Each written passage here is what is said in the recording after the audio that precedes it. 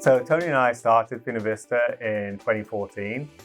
We realized that it was very difficult for people to combine high content screening and expensive, tricky to handle IPS-derived cells.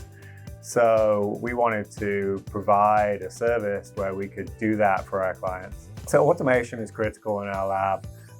The work that we do is primarily in 384 well plates and sometimes in even smaller formats. So it's very difficult to do manually, and also using automation generates better data for our clients. One of the things that the PhenoVista does for its clients is help address the questions that our clients have and give them the most pertinent, reliable data possible.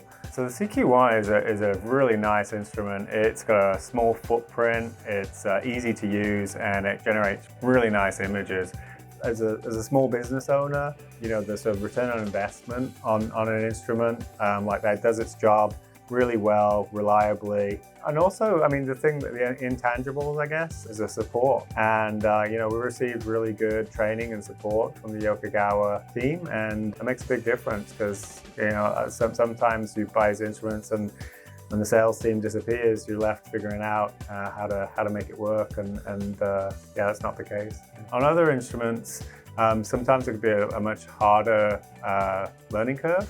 You know, the CQ1, it's quite efficient for us to bring in new scientists and have them be effective members of the team in you know, a few weeks rather than a few months. Really good idea to build a good relationship with your local tech support person and salespeople, and yeah, so Kevin is our local guy, and he's been really supportive, and he's always eager to make sure that we're getting the most out of the instrument. It's not one of those instruments where you have to pour through, you know, a manual that's, you know, 3 inches thick to figure it out. It's actually really nice to work with.